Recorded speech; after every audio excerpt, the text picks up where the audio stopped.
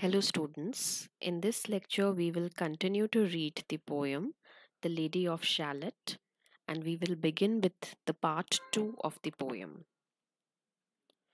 So, Tennyson says, there she weaves by night and day a magic web with colors gay. She has heard a whisper say, a curse is on her if she stay to look down to Camelot. She knows not what the curse may be. She knows not what the curse may be, and so she weaveth steadily, and little other care hath she, the Lady of Shalott.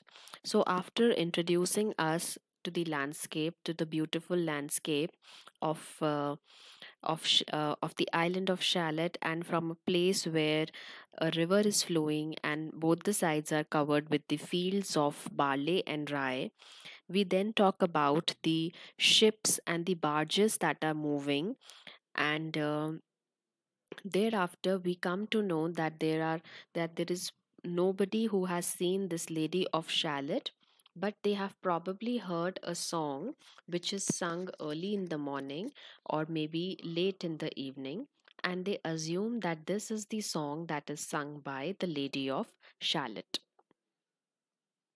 Next, Tennyson, in this part 2 of the poem, introduces us to the character that is the Lady of Shalott, the Elaine of Astalot.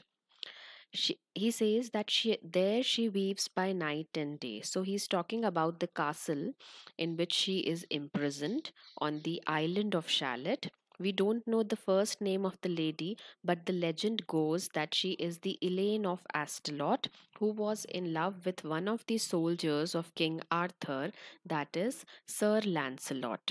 We will also be introduced to Sir Lancelot in the part 3 of the poem. So Tennyson here says that there she weaves by night and day.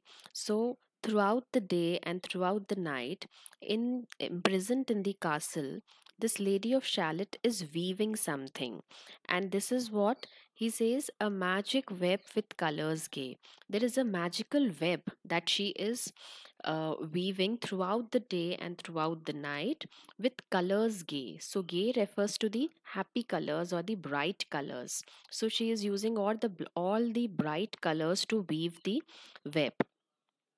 Then he says, she has heard a whisper say, a curse is on her if she stay to look down to Camelot. And he says, she has heard a whisper say, why she is imprisoned in the castle? We don't know the exact details about this story. It's a legendary story, and many things are unknown about the story. So, what we have gathered, what Tennyson knows about this Lady of Shalott is that she has heard that that there is a curse on her if she stay to look down to Camelot. So if she tries to look down towards the city of Camelot through her window, and if she stops to weave that magical web, there is going to be a curse upon her and she will die of that curse. So she has to continuously weave that magical web, and she cannot go outside and she cannot go even to the window to look outside. So therefore she remains imprisoned in the castle, continuously weaving the web. Then he says, she knows not what the curse may be. What is the curse exactly? She doesn't know that. And so she weaveth steadily, and therefore, because of the fear of that curse, she is continuously weaving the web, and little other care hath she, and there is no other engagement, no other work to be done, nothing more that she is bothered about, and therefore she is engaged in weaving the web continuously day and night, the Lady of Shalott. Next, Tennyson says, and moving through a mirror clear that hangs before her all the year, shadows of the world appear. There she sees the highway near, winding down to Camelot. Now she is practically cut off from all the world outside. She doesn't know what is happening outside in the world. And for that, for keeping a watch or for in some way being connected to the outside world, she has she has hanged a mirror in front of her in such a position that she is able to see whatever happens uh, down from her castle. Whatever happens around the river, around the island, is reflected in that mirror. So this mirror is placed near the window, and through that mirror she is able to see what is happening around the island. So he says, and moving through a mirror clear that hangs before her all the year. So there is this mirror who, which is hanging in front of her throughout the year, which is in a way reflecting whatever is happening outside. Shadows of the world appear. Now she is unable to see what is happening outside directly, so she is only able to see whatever is reflected in that mirror. Therefore that reflection is called as the shadow of the world. So all the images are first reflected in the mirror, the shadow appears in the mirror, and that is what she is able to see in the mirror. Then he says, there she sees a highway near, winding down to Camelot. And a highway, a broad road, is also reflected in the mirror, which is actually winding down to Camelot, which is actually the way to the city of Camelot. There the river eddy whirls, and where the surly village churls and the red cloaks of market girls pass onward from Shalott. Then he says that there the river eddy whirls. So there is a river which is also reflected in this mirror, and it is eddy. Eddy is that it is swirling. It is twisting and turning when it moves. And there the surly village churls. So surly word refers to ugly, and churls refers to bad tempered peasants. So Tennyson says that all the river that is moving, twisting, and turning is reflected in the mirror. Then there are some bad tempered peasants who are ugly and bad tempered. They are also reflected in the mirror. And the red cloaks of market girls. There are certain village girls who are going to the market, and they have a red cloak. They are wearing a red dress, a red cloak, that is also reflected in the mirror. And they pass onward from Shalott. As they cross from this island of Shalott, they are all these images are then reflected in the mirror. Tennyson says, sometimes a troop of damsels glad, an abbot on an ambling pad, sometimes a curly shepherd lad, or long haired page in crimson clad, goes by to towered Camelot.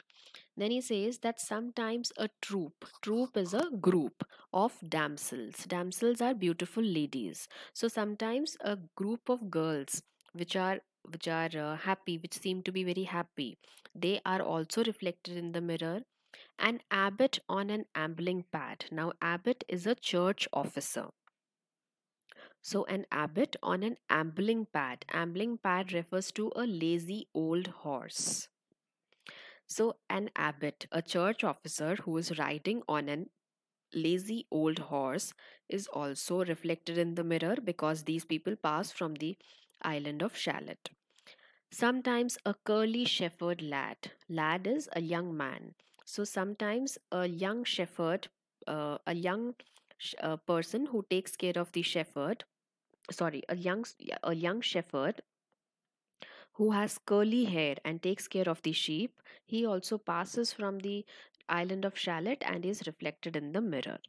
Or long haired page in crimson clad, and sometimes a page is a messenger, and page is basically a royal messenger, long haired, who has long hair, crimson clad. Crimson is reddish color, reddish yellow colored dress he is wearing. Clad, that means he is dressed.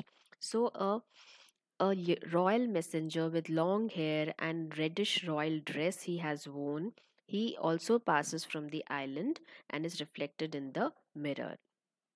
So he says that there are various images that are reflected in the mirror. There are various kinds of people who pass from this island of Shalott. Sometimes there is a group of girls, sometimes there is a church officer, there is a young shepherd, and then there is a young messenger also.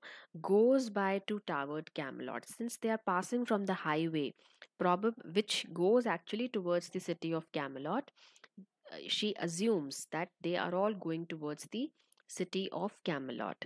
Now, the city of Camelot is supposed to have lot of towers because of the castles there, especially the castle of King Arthur. So, Tennyson says that towered Camelot. Then he says, and sometimes through the mirror blue. So sometimes through the mirror blue because it is reflecting the river also. So a large part of the river is being reflected in the mirror. So he says that sometimes through the mirror blue, the knights come riding two and two. So knights are basically the royal soldiers. These royal soldiers, they are riding in a pair of two, and they pass through the island of Shalott. She had no loyal knight and true, the lady of Shalott. So she says, Tennyson says actually that there are many knights who pass, many soldiers who pass through this island of Shalott, but this lady had no soldier who remained true and loyal to her, and this is the lady of Shalott.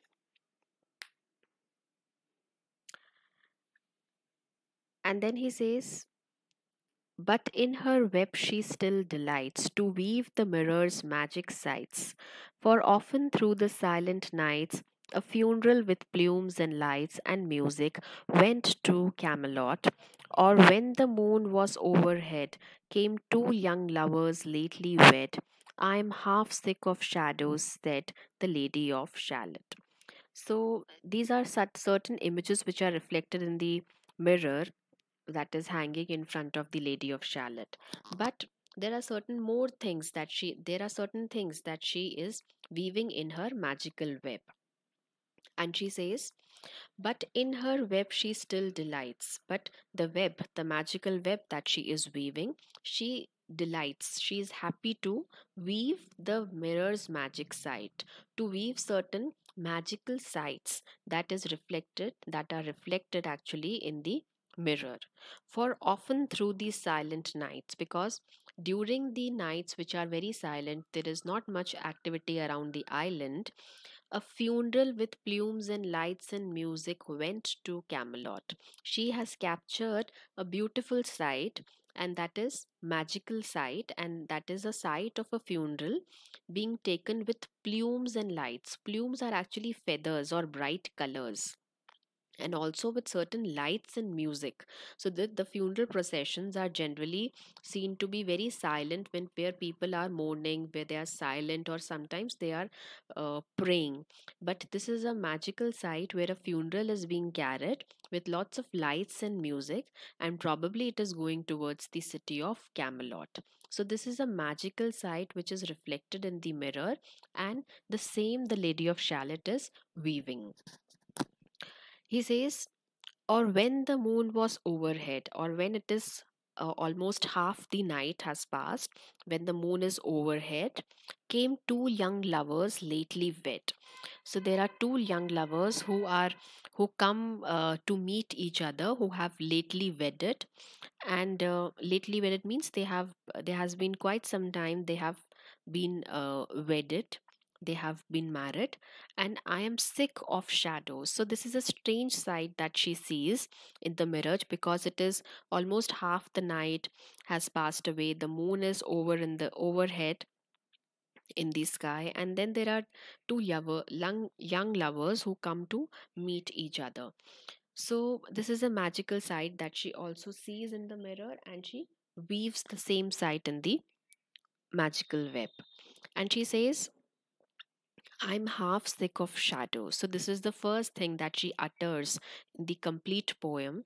We don't have much of Lady of Shalott speaking for herself, but when she sees all these sights, She says, I'm half sick of shadows. Probably she feels that she is tired of seeing these shadows because there is no young lover that is going to profess, that is going to declare his love for the Lady of Shalott. So she says that I'm half sick of shadows. So this is about the Lady of Shalott who stays imprisoned in the castle and is continuously weaving night and day the magical web. Because she has a curse upon her, she cannot go outside to look what is happening in the world. Therefore, she has a mirror and she is weaving certain beautiful magical sights in the mirror. And whatever people pass through the island, they are all reflected in the mirror. So, the mirror is basically her connection to the outside world.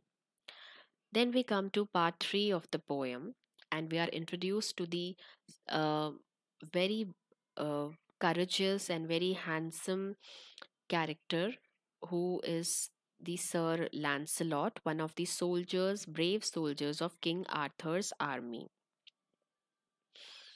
So he says, a bow shot from her bower eaves. He rode between the barley sheaves. The sun came dazzling through the leaves, and flamed upon the brazen greaves of bold Sir Lancelot. A red cross knight for ever kneeled to a lady in his shield that sparkled on the yellow field beside remote Shalott. So Tennyson say a bow shot. A bow shot. Bow is an you remember, I think, bow and arrow. So therefore, an arrow is shot from her bower eaves. Now, bower eaves refers to the roof over the window. Somebody has shot an arrow from above the roof of of a window, and he rode between the barley sheaves. He rode. Now he refers to Sir Lancelot.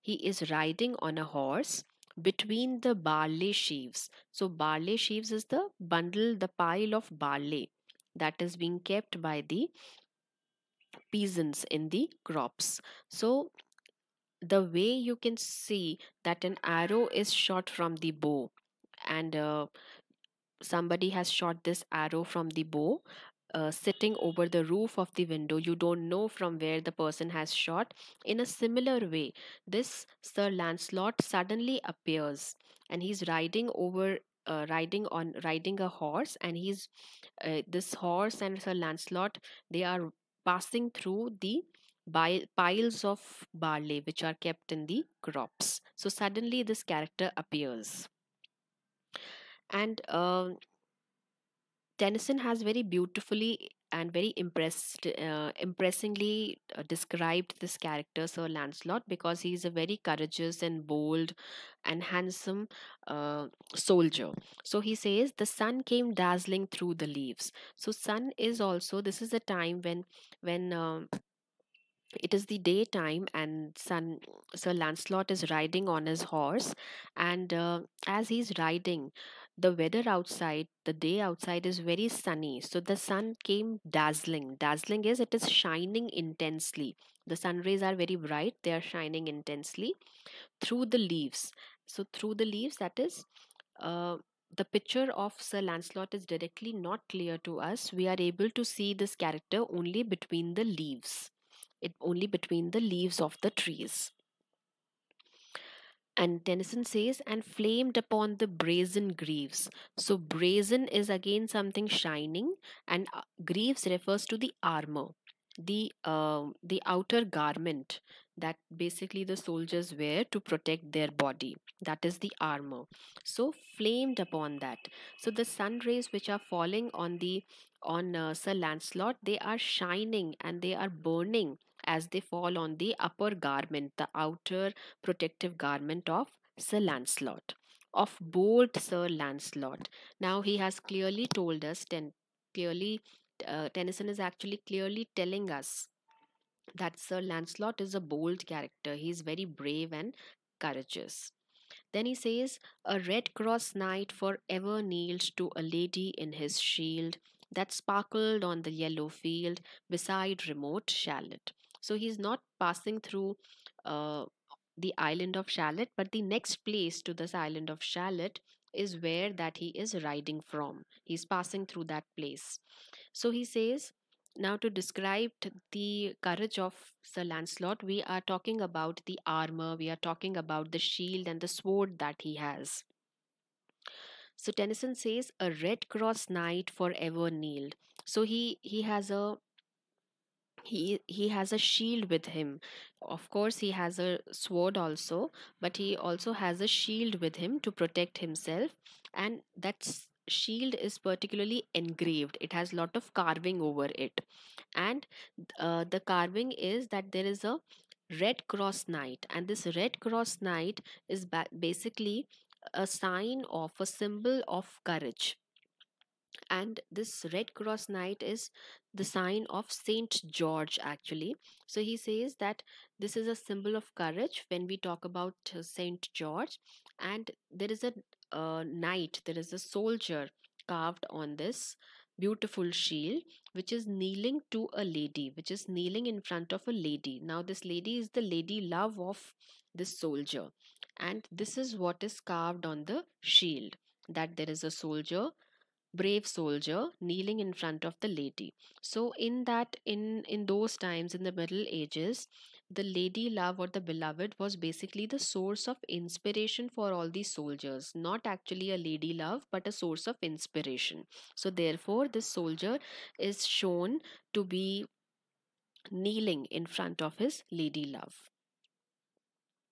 And this particular shield is sparkling, is also shining and sparkling in front of this particular shield is also sparkling as the sun rays are falling on it amongst the yellow fields. So yellow field refers to the field of barley beside remote Shalott. So beside remote Shalott, because uh, Sir Lancelot is not passing through the island of Shalott, rather it is the next place to the island of Shalott through which they are passing. Then he says the Gemmy bridle glittered free. So the Gemmy is heavily loaded with jewels, with jewelry, with gemstones and ornaments. Bridle refers to the gear of the horse. Now this gear of the horse is the protective gear that the horse is also wearing. So we are talking about a royal soldier whose horse is also decorated and is wearing a protective gear. Like to some branch of stars we see, so many jewels, so many gemstones are um, present on the protective gear of this horse, that it is something similar to the number of stars we see in the sky. So it appears like a branch of stars. So this is what the simile, the the poet Tennyson is using in front of us to explain that how heavily loaded the bridle of the horse was.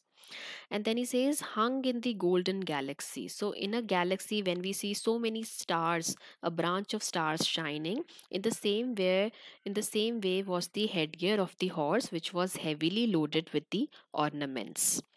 The bridle bells rang merrily. So, the bridle, the headgear, has lot of bells attached to it, and they were ringing very melodiously, merrily, as the horse was riding, as he rode down to Camelot. And from his blazoned baldric slung. So, blazoned is decorated, baldric is a belt or a strap that is sliding on his waist. It is where it is been wear cross, in a cross way, in a cross shoulder way, and there is this belt or strap which is holding a huge, a mighty silver bugle. So, bugle is a horn, and which is mighty, that is huge, silver colored, which is hanging from that belt or strap, and that is also decorated.